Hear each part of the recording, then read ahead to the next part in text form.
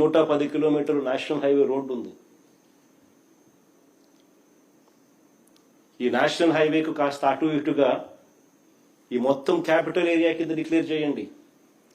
మచిలీపట్నం నుంచి ఎంఏ తీసుకోండి, విజయవాడ నుంచి విఐ తీసుకోండి, గుంటూరు నుంచి జియుఎన్ తీసుకోండి, మావి గన్ అని పేరు పెట్టండి.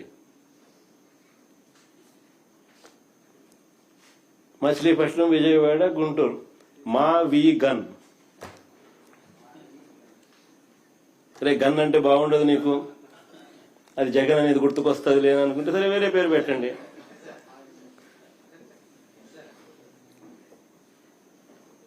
మచిలీపట్నం నుంచి ఎంఏ తీసుకోండి, విజయవాడ నుంచి విఐ తీసుకోండి, గుంటూరు నుంచి జియుఎన్ తీసుకోండి, మావి గన్ అని పెట్టండి. బ్రహ్మాండమైన 110 కిలోమీటర్లో క్యాపిటల్ ఏరియాని డిక్లేర్ చేయండి. కారిడార్ కింద క్యాపిటల్ ఏరియాని. కనీసం ప్లాన్ బి అన్న కనీసం పిక్చర్లోకి వస్తే అట్లీస్ట్ నువ్వు పెట్టే 2 లక్షల కోట్ల రూపాయలు ఈ రాజధాని ప్రాంతంలో అది అయ్యేది కాదు, సచ్చేది కాదు. ఆ 2 లక్షల కోట్లలో 10% పెడితే చాలు. ఈ మచిలీపట్నంకు, ఈ విజయవాడకు, ఈ గుంటూరు మధ్య కనెక్టివిటీ కోసం, రింగ్ రోడ్లు, ఇతరాతర పనుల కోసం, ఇతర మౌలిక సదుపాయాలు, చిన్న చిన్న మౌలిక సదుపాయాల కోసం 10% పెడితే చాలు. ఈ మావి గన్, ఈ క్యాపిటల్ ప్రాంతం ఫ్యూచర్లో ఎకనామిక్ ఇంజిన్ అవుతుంది. విజయవాడ దాని చుట్టుపక్కల దాదాపుగా 20 లక్షల మంది ప్రజలు ఉండరు. గుంటూరులో దాదాపుగా 10 లక్షల మంది ప్రజలు ఉన్నారు. మచిలీపట్నంలో దాదాపుగా 3-4 లక్షల మంది ప్రజలు ఉన్నారు. దాదాపు ఇంత జనాభా ఉన్న, దాదాపు 35-40 లక్షల మంది జనాభా ఉన్న ప్రదేశంలో కాస్త ఖర్చు పెడితే అదొక మహానగరంగా, ఒక గ్రోత్ ఇంజిన్గా ఎదుగుతుంది అని ఆలోచన చెప్పినాం. ఇది నచ్చల, మావి గన్ కూడా నచ్చల మీకు.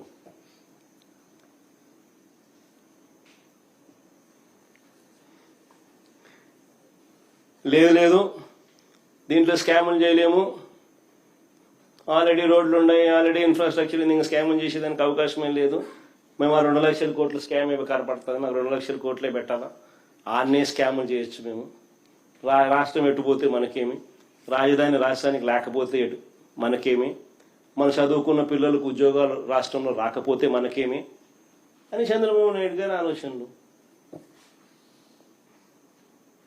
అందుకనే దీనికన్నా లేదు 1,00,000 ఎకరాల్లో రాజధాని కోసమే కట్టాలా, దానికి 2 లక్షల కోట్లు బేసిక్ ఇన్ఫ్రాస్ట్రక్చర్ కోసమే పెట్టాలా, అక్కడే రోడ్లు వేయాలా, అక్కడే డ్రైనేజీలు వేయాలా, అక్కడే వాటర్ కనెక్షన్లు వేయాలా, అక్కడే కరెంటు. నా జీవితం అంతా అదే చేస్తూ ఉంటా, దానికోసమే అప్పులు తెస్తా, దానికోసమే స్కాములు చేస్తానంటే నిజంగా పెట్టలేరని తెలిసి, అసాధ్యమని చెప్పి తెలిసి, ఉట్టి బేసిక్ ఇన్ఫ్రాస్ట్రక్చర్ కోసమే 2 లక్షల కోట్లు, అది ఇప్పటి ప్రకారం.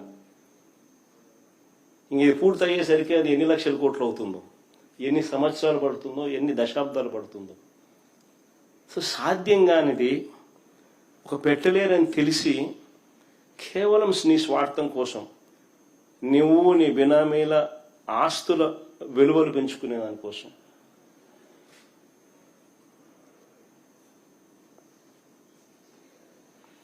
రాష్ట్రం మీద భారం మోపుతూ, అప్పులు తీసుకొస్తూ,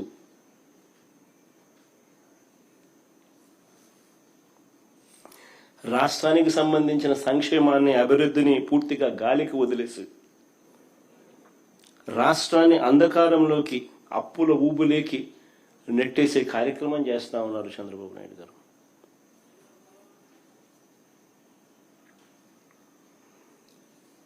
ఆశ్చర్యం ఏమిటో తెలుసా, మొన్న అసెంబ్లీ సమావేశాల్లో చంద్రబాబు నాయుడు గారు మాట్లాడింది చూస్తే ఇంకా ఆశ్చర్యం కలిగించే విషయాలు కొన్ని ఉన్నాయి.